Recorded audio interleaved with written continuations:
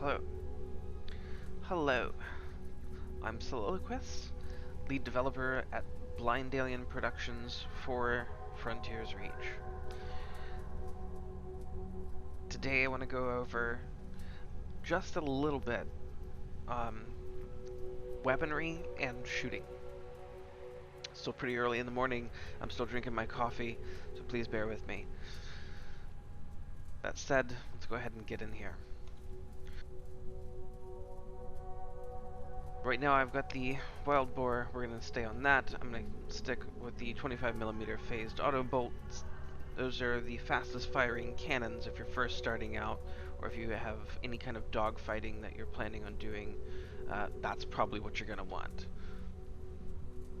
You can use the larger caliber weapons if you really want.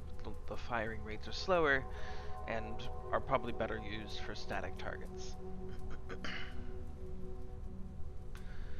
Here we've got rockets or guided missiles. Guided missiles is what I'm going to stick with. You can equip rockets if you really need the extra rocket like capability, like for hitting static targets or capital ships. They're pretty good for that because they have a lot of explosive power behind them, and they have a decent blast radius. So you can do that, but you will lose the ability to lock on things and track targets with this slot. And the same thing with all of these other slots, because when you equip a weapon, that's going to determine what type of targeting system that you get. Your targeting reticle is always there for your cannons as well as the gravity indicator, but you may not always get the lead marker, as that is actually currently a component of how only guided missiles work. You won't get that with anything else, because for guided missiles you have to actually establish a lock, and that's when you get additional targeting data. So we're going to bring guided missiles here, and then here I can bring 3 fire volleys of rockets, but I think what I'm actually going to bring instead, actually I think I will bring the rockets. Okay, and then I'll bring just these regular bombs. This will give me the best possible loadout that I can show off here. Now if I come in here to modules, you'll see that I can sort of change some of these modules, and what this will do is this will actually change some of the parameters of the fighter. For instance, I've equipped a long sight SR supplemental radar, which will increase the range of my radar by 800, but it reduces my radar fan by -5 degrees. I'm going to go with Cyclops.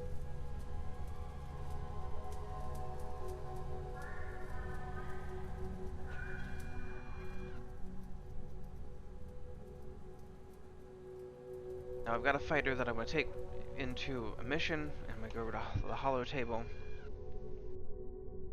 I'm going to hit the war map.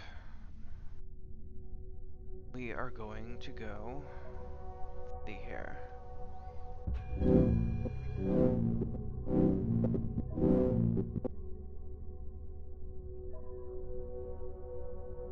Our wingmen, and we'll go ahead and launch.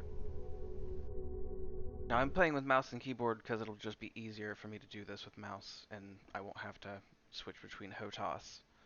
So I'm only playing with mouse and keyboard because I need to demonstrate how the instrumentation works. My preferred and recommended control scheme or control configuration is HOTAS. Initiating launch sequence. But Please mouse and keyboard does work pretty good because that is what I've developed with. 2, 1, engage. Altitude. What we're looking for is a grouping of about 12 fighters. I suspect they are sitting somewhere near an airfield. Once you find them, eliminate them as quickly as possible. Okay, so before we get too deep into this,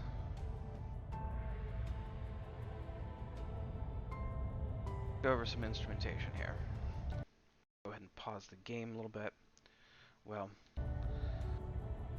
it's difficult. I kind of wish I could do this in the editor, but the editor is not very well optimized for this. So you see this instrument right here. This is our aim scope. That will actually change its functionality based upon what we have currently equipped. If we equip rockets, for instance, it's just going to shoot, it's going to look forward. If I come over here and look at these structures, you can actually see them popping up in the aim scope. If I fire rockets... Collision warning. Okay, get rockets actually equipped here. The operations area isn't going to cut it, pilot. Yep. Get back into the fight. There's a boundary on this game. Altitude. Alright, Altitude. there's rockets. Altitude. And if I switch over to my guided missiles and I hit tab, when I'm in range of something that I can actually lock onto, then I will lock onto. Collision warning. Now if I want to equip Altitude. bombs, we're going to go into third person for this, so you can see what the indicator looks like. That's the indicator for any bomb that you equipped, or that any bomb that you equip.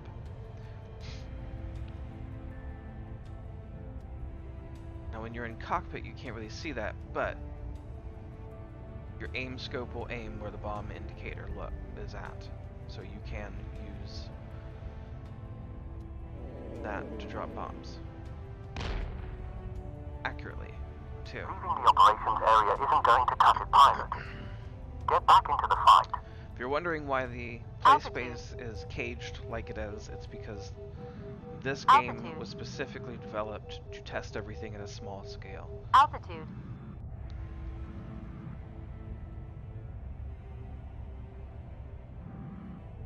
Alright. So we learned how to lock on. Learned how to fire in rockets and drop bombs. What about guns? You look on the indicator here. You'll see a line that points downwards towards the ground. Altitude. That is your gravitational pull indicator, and it will change depending on Altitude. what planet you are on. But this, and to explain it better, that is a representation of the bullet drop of the drop of your cannon rounds over a distance of 2 kilometers. I may end up speeding the rounds up a little bit more because I feel like they lag a little bit, but we'll see.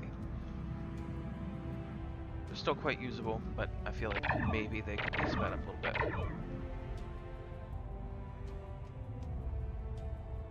Just have concerns about calculation accuracy. Whether or not they're going to register hits accurately if they move too much faster. May have to switch to a completely different solution. We'll see. But I really like the idea of having all of this physics driven stuff, excuse me. Okay, so we know how to... We know that this is going to be affected by gravity. And you can kind of Collision definitely warning. see... Altitude. Definitely see that happening. Your cannons do have an overheat for some reason. The little Altitude. indicator isn't animating the way that it's supposed to. Altitude. Altitude. But Altitude. cannons do have heat, and they will overheat if you just like sustain fire on them. Incoming. The number of barrels that you have, Incoming. or excuse me, the number of barrels on a fighter Incoming. affects firing rate Incoming. and heating and cooling. So the more Incoming. barrels you have, the faster you can fire. Incoming. faster they cool and the more they resist heating. Incoming. Something like Incoming. this fighter. Thermal warning. Something like this fighter can do okay with these lower tier cannons, these faster firing cannons. Something like the Condor, which has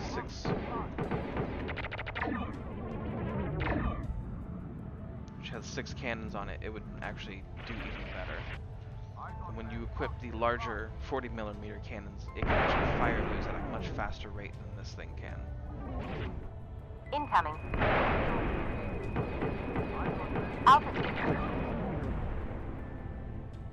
You'll probably notice I'm taking these really tight turns. That's the RCS system. Altitude. The RCS system is mostly used for super tight turns, but it can also be used for other things. For instance, if I wanted to, I can fly and shoot backwards.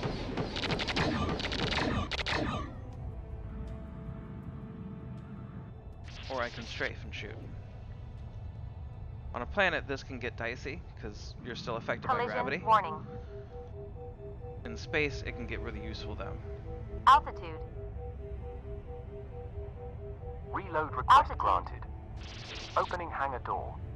Now I've actually asked for a reload, so I can go refuel, heal up, and restock on some of my ammunition. I actually have a mission here I'm supposed to complete, and we'll get that done here eventually. This will also give me an opportunity to get the fighter to sort of stop moving and go over some of the instrumentation. Collision warning. Yeah, that was a pretty crazy landing. I'm not gonna lie. I probably could have done a little bit better landing on that one. But I've tried to make it landing easier than it really Reloading completed. could be. It would, Good at luck one out point in there, time, pilot. it was extremely complicated. Initiating launch sequence. Please stand by. All I've got is here, though. Launching in This 3, right here is your AOA gauge. 2, It's your 1. RCS indicator. Engage. Altitude. This is your waypoint or wayfinding arrow. If Altitude. you get an objective, a little arrow here will pop up directing you towards the objective, or if you lock onto something, a little arrow will pop up here, a red one, indicating to you what direction your target is in.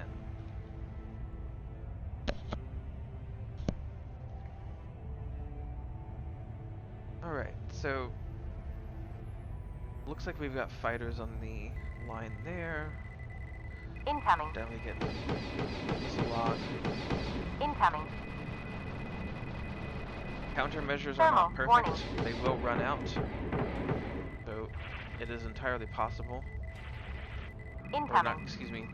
It's not that they will run out. Incoming. You have an infinite amount of countermeasures, but they don't always Incoming. work. Some of them are faulty. Some of them will not Incoming. work at all. Incoming. And then there are 3 different types of countermeasures that you can equip. Incoming. And that will have an impact on how you use them Incoming. and what scenarios they're best used for. Altitude. Altitude. Everything goes into a Incoming. salvage economy eventually. Incoming. Altitude. Incoming. Incoming. Incoming. Oh, I crashed. Anyways.